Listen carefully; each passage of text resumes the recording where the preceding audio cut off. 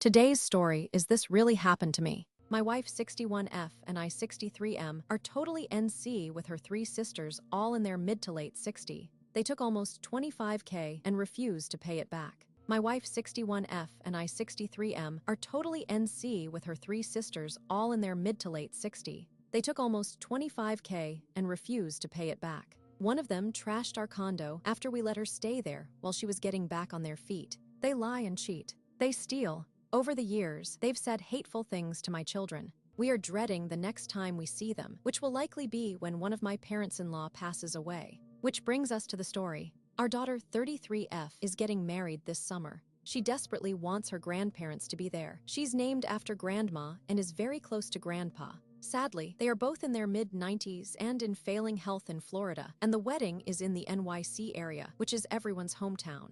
There's just no way they could drive or fly commercially, and they, my wife and daughter, were heartbroken. My brother-in-law, the brother of all involved, did very well in construction, and I run a successful business. So, working together with a friend in aviation, we found someone willing to fly them to Teterboro, leave them for 2 weeks so they can spend what may be their final trip to where they grew up, then return them to Florida the day after the wedding. To say everyone involved was joyful would be an understatement. And then the sisters got involved. Unbeknownst to us, one of our nephews is also planning to get married this summer. Daughter's wedding was scheduled for July 18th, and her grandparents were scheduled to fly up right after the 4th. Well, guess what? After learning about our plans, these bitches scheduled nephew's wedding for, wait for it, July 11th, the Saturday before our daughter's, specifically so they could take advantage of the grandparents being here. It ticked me off, but I'm not in charge of my in-laws and they'll be here anyway, so freaking it. Until last week. My daughter got a call from the venue, and due to infrastructure repair issues, they need to close for a week in June, which throws off their booking schedule.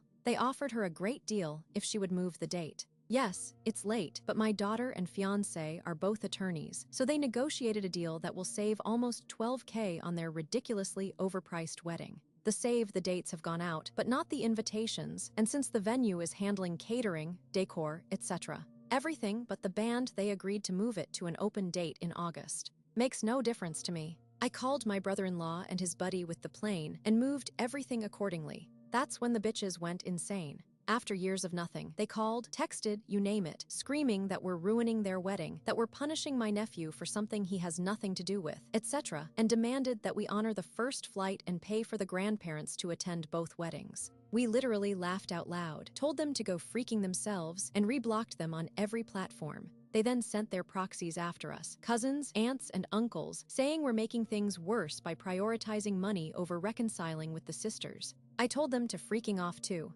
Still, I wonder if I'm the jerk. We don't want Grandma and Grandpa to miss anything in the autumn of their lives, but it's not my fault their sneaky plan blew up in their faces. So I ask you, am I the jerk for not paying for 2 flights? Edit. For those asking, I know I'm not the jerk with respect to the sisters, but I feel bad for my parents-in-law who are Switzerland in all this and just wanted to see their grandchildren get married. Thanks for watching. Subscribe for more.